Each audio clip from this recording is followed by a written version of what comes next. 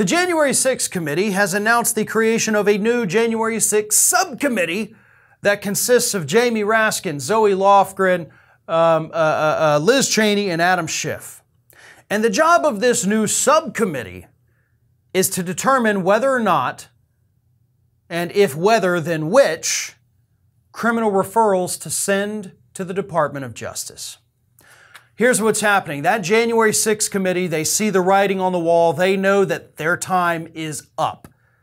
It's disappointing that their time is up because their job is not even close to being done. There is still so many people, there's so many things that we didn't even get to hear about. They didn't get to hear about. We did not even scratch the surface of the events of January 6th, the events running up to it, the events after it. There's still so much we didn't know. And unfortunately, I think those are things that forever we will not know. But now we're at the point, right? We're at the goal line. And so Benny Thompson, the chair of the committee, said, all right, you four, it's your job.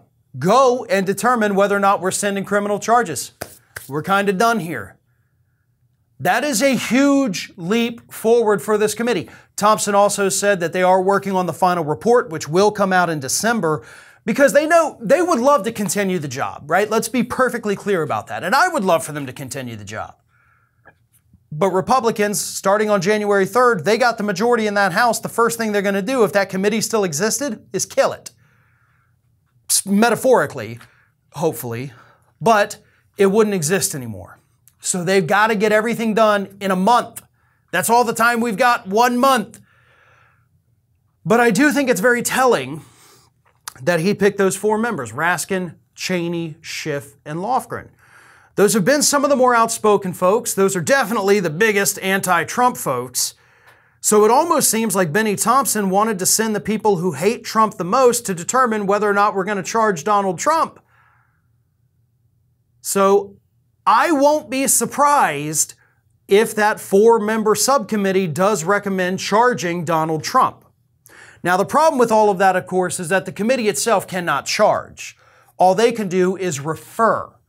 So they would then send the charges to the DOJ. The DOJ would look at them and say yes or no. If they say no, then it's done. Nothing we can do about it. If they say yes, then hold your horses, folks, because we've got some pretty fun times up ahead of us. So that's what's happening.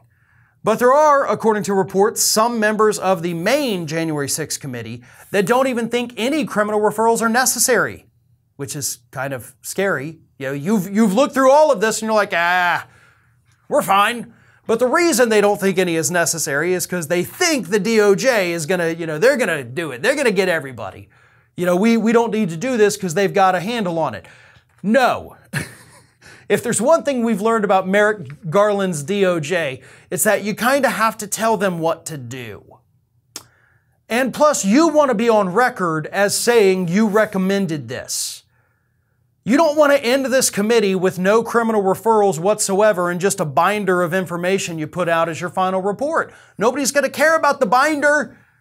They're going to care about the criminal referrals. So for the good of the committee, you have to come out with something to show the people that you did something. It doesn't matter if the DOJ is going to do it on their own or not. You need to be the kick in the pants to make sure the DOJ knows we looked into it too, we found criminal activity, so get on it. This is Hattie. Hattie wants to know why you have not subscribed to our channel. You obviously like our videos, so do us a favor and subscribe.